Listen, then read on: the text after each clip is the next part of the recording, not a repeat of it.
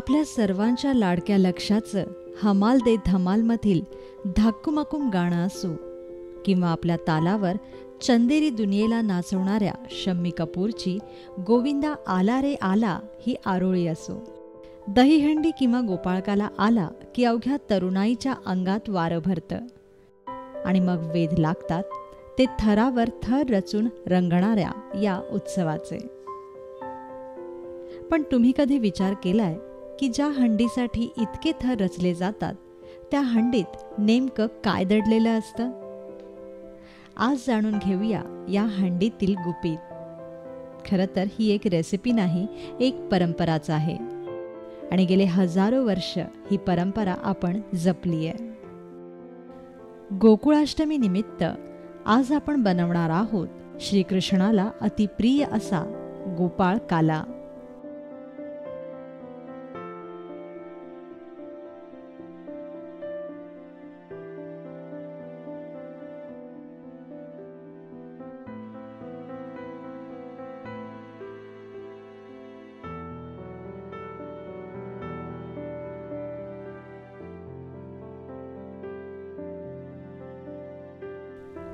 गोपाळकाला बनवण्यासाठी आपल्याला लागेल 1 वाटी जाड पोहे,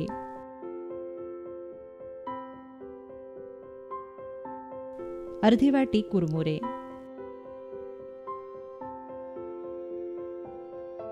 2 वाट्या दही,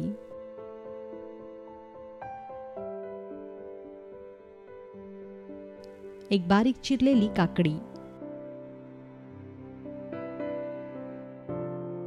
अर्धा चमचा किसलेलं आलं,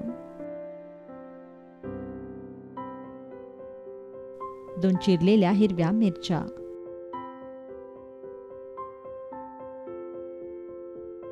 ताजी कोथिंबीर,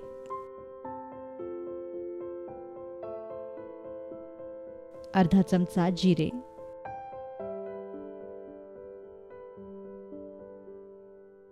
3 ते 4 चमचे ओल्या नारळाचा कीस,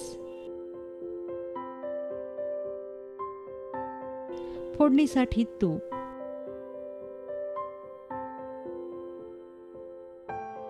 चिमूटभर साखर आणि चवीपुरतं मीठ. सर्वप्रथम एका भांड्यात पोहे काढून घ्या. हे पोहे 5 मिनिटांसाठी पाण्यात भिजवत ठेवा.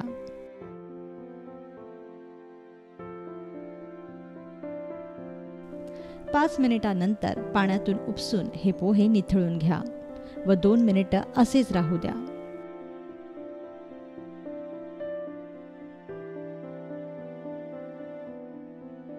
यानंतर हे पोहे भांड्यात काढून घ्या.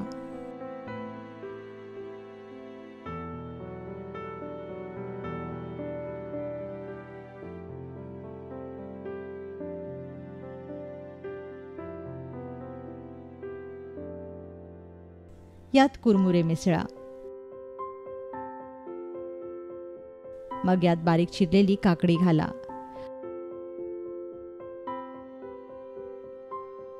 वरून चिरलेली कोथिंबीरही घाला. आता यात दही घाला.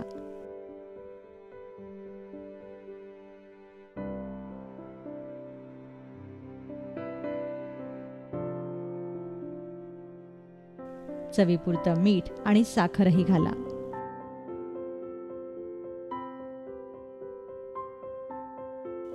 हा काला आता छान मिसळून घ्या.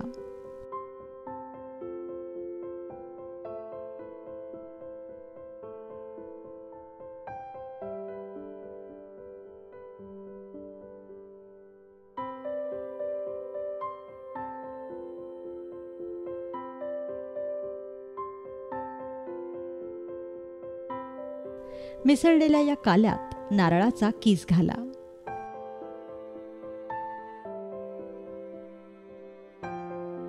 यानंतर तुपाची फोडणी करा. मग त्यात जिरे, किसलेलं आलं आणि चिरलेल्या हिरव्या मिरच्या घाला.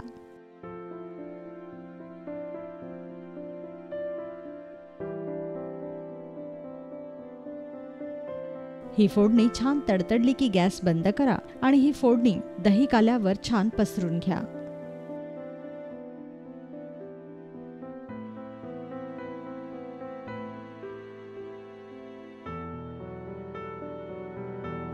तयार झाला पारंपरिक पद्धतीचा गोपाळ काला.